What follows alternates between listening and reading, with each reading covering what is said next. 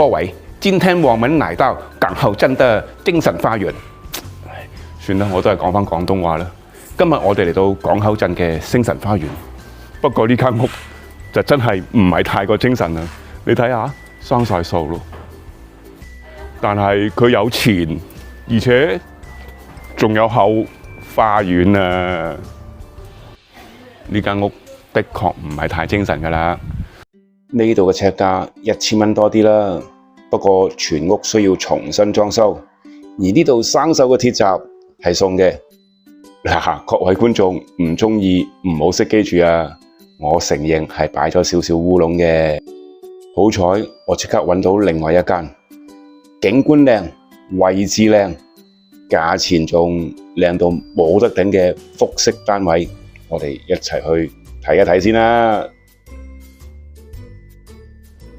呢一度依然係精神花園，哎呀，講錯咗，係星神花園先啱。但係呢間屋同頭先嗰間比較，呢間就精神好多啦。佢一樣有前，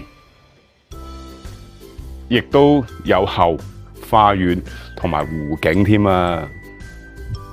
呢一度總共有4層高，分成2個內複式設計嘅單位，而我哋睇嘅就係呢一度地下連1樓嘅複式。後花園行出嚟就見到呢個咁優美寧靜嘅湖，而湖上面見到嘅呢一隻貢多拿船仔都係屬於你㗎。曳搖共對輕舟飄，不過我而家唔係拍緊 music video 啊。其實呢度係星神花園，一間好靚嘅內複式嘅屋，我哋一齊去睇下係有幾靚啦。首先經過嘅會係我哋嘅前花園，喺呢度大家可以種下花、種下菜，或者改裝少少，同孫仔喺度踩下單車都可以㗎。由前花園經過大門入到嚟，就係我哋地下嘅室內位置。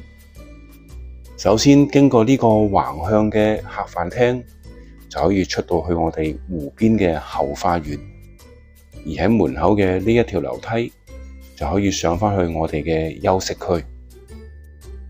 上到嚟1樓呢度，我哋會見到2間房。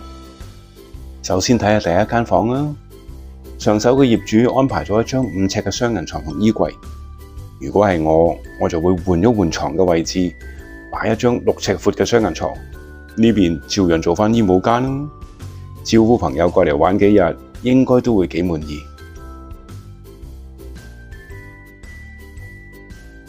過到嚟第2間房，就會見到一個咁靚嘅湖景，而且呢間房仲係一個套房嘅設計嚟㗎。一邊做咗大衣櫃，而且仲可以擺張6尺闊嘅雙人床，仲要做到3邊落床。呢間房我就決定愛嚟做主人房啦。